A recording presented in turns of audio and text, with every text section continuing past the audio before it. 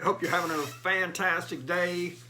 We're actually doing this the night before because I don't know if I'm going to be getting up that early to make this video happen and everything. So I like to do at least 4 of the Morning Money's videos and everything. So we're going to talk about an investment that everybody has the possibility to get involved with.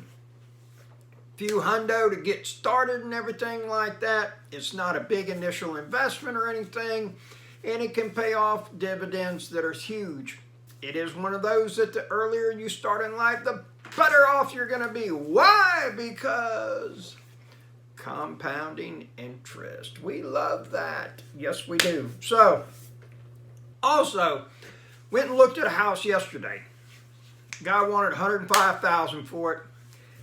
Needs a lot of work.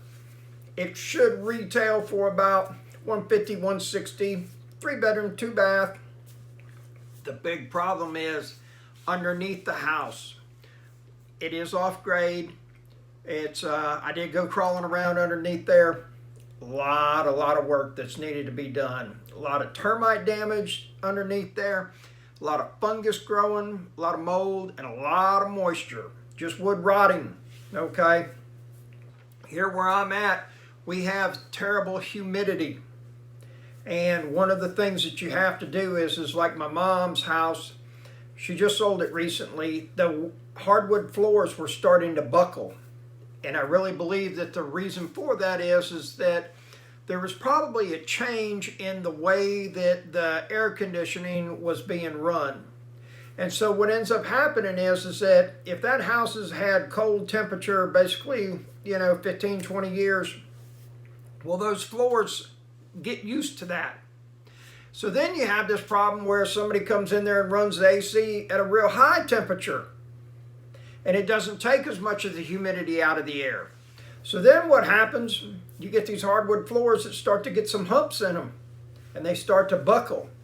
She ended up having to hire a guy that comes in, gets underneath the house, totally cleans it out, then encapsulates it with virgin plastic, basically lays it down, runs it all the way up to the bottom plate, and makes it to where it's moisture proof. And then they set up a dehumidifier underneath the house to keep it that way, because you really want to have less than 70% humidity underneath there. And the thing about it is that when it's greater, then you have the possibility of mold growing. We have some wood-destroying organisms here in this area that they start to crop up underneath the house, and they actually eat the wood, okay, because of that humidity. I'm going to tell you a little bit about that. And this is also going to be kind of in line with that other investment that I was talking to you about. So we'll get into that right now.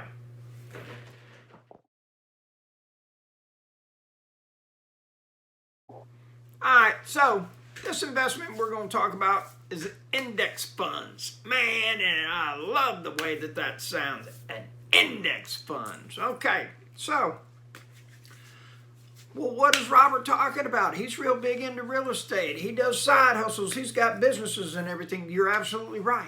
Okay, but guess what? I'm not going to do this for my whole life. Okay, I've got to get into something that at some point I am not having to get out there hustling and crawling underneath houses and doing all this kind of stuff and everything, because I want to do some other things. Travel, spend more time with my mom, do all that kind of stuff, that fun stuff. The reason why we put the money away and then try to amass a small fortune to be able to make more decisions and have more options instead of flying coach. I want to be able to fly first class if that's the choice that I want to make. So here's the thing. What is an index fund? So let's talk about that.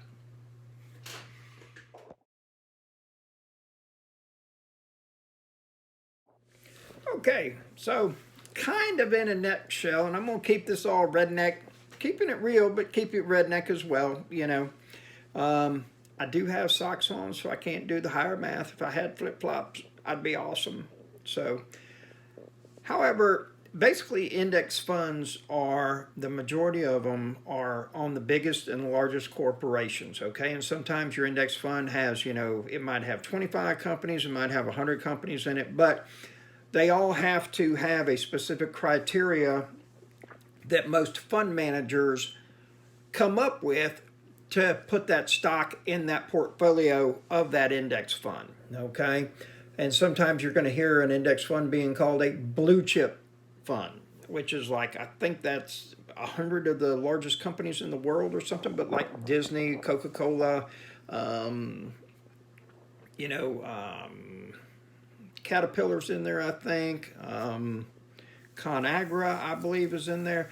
But some really, really large companies, okay? And what it does is it invests in them across the spectrum, okay? And so, like, if you bought Ford at $10 a share and now it's at $4 a share, well, guess what? You lost $6. However, if you had, a little bit invested in Ford, and then you had some invested in, ConAgra, you had some in Pepsi, you had some in Coke, you had some in Disney, and all of those have gone up, then your highs are not so high, your lows are not so low. So that's one of the biggest advantages of being in an index fund is that you don't have those swings in the up and down. So that's something to look for.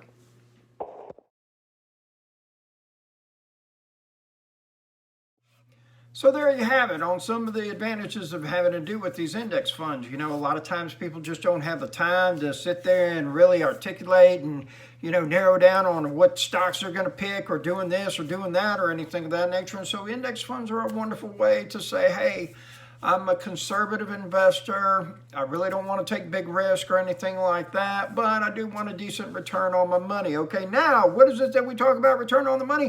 Do not put your money into a savings account at the bank. Why? Because you are giving them money to make money with, and you are losing money. And what I mean by that is that the amount of money they're paying you to leave your money in the bank does not even outpace inflation. I got a buddy of mine that told me his parents have $500,000 in their savings account. I'm like, no! And they have no interest in investing any of that money and getting a better return on it, And I will say this, a lot of it comes down to what your stomach, what your fortitude is in the sense of the swings that you can handle. And what I mean by that is going up and down, okay? I used to play poker for a living. It's a very tough racket to do, and there's not a whole lot of people that are extremely successful at it. And I'll tell you why, is because you've got to manage your bankroll, and then poker is the only job in the world that you can do everything absolutely perfect and still go home with less money than you started with. There's always an element that can happen. Now, over the long haul, the math is going to win out, hopefully, okay? And in a 10 to 15 year poker career of just playing full time, you can expect a whole year of losing.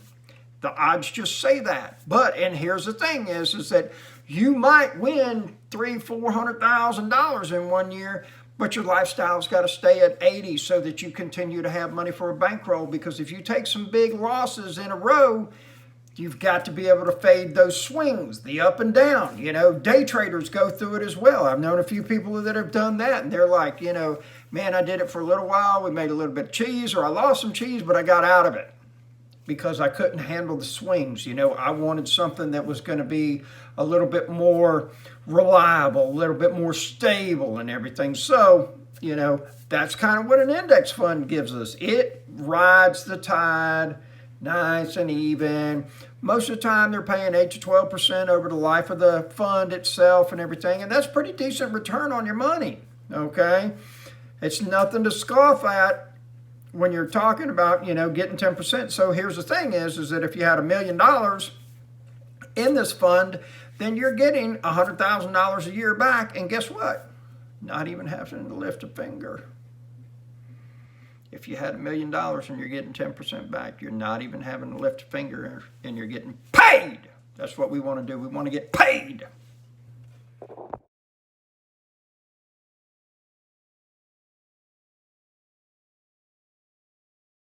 So, on this day after Halloween, November 1st, 2021, what I want you to do is I want you to figure out how you're going to start investing some money. I want you to start making money.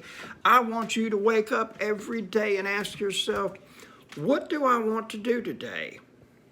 And more importantly, ask yourself, what am I not going to do today is really the question.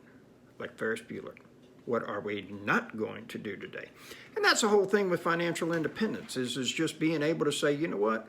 I don't have to buy into what we are being taught. Okay, and before you say public schools, don't think like that because the public doesn't run them. They're government schools. Okay, who do you think funds them? Who do you think comes up with that curriculum? It ain't the public, it's the government. Okay, so here's the other thing that you have to pay attention to is what advice is it that you're listening to, and do you want to trade places with the person or the source of where that information is coming from? These are all things that I ask myself those questions. You know, I'm real big on saying, what is it that I want to do? What's my end game goal? And then the path to get there becomes very clear. Well, I want you to start thinking like that as well. And the reason for that is that the results you'll get from changing your mindset to doing that is outstanding. And see, here's the thing is that, you know, most everybody wants to be wealthy, okay? Well, if you sat there and said, well, I'm going to be wealthy, but I'm going to rob a bank. Well, here's the thing is, I want to be wealthy, but I want to be able to make decisions. And if I'm sitting in prison, I don't get to make any decisions, okay? So robbing banks is out of the question totally, all right? So then we start saying, okay, well, what do I want to do? Do I want to do a dump trailer hustle? Do I want to do pressure washer construction business? Do I want to develop software? You know, do I want a credit card processing company? I don't care what it is, you know, just find it and start pursuing it for yourself and everything. It is a wonderful feeling to wake up in the morning and know all of my bills are paid and I can afford to take a few months off if that's what happens. You know, and then some people are saying, well, what happens, man, if the whole economy goes in the shitter and everything like that? And it's like, well, we're going to have bigger problems than worrying about a credit card payment and the house going into foreclosure. If that's the case, then we're all probably going to be just trying to focus on getting a bite to eat. So the rest of this stuff is not going to matter and everything. So don't use that for an excuse not to get your index fund started. Go ahead, do some research, find out, leave your comment. Tell me what fund you're investing in. I want to hear that. So figure out who's got your money. Be productive, be profitable.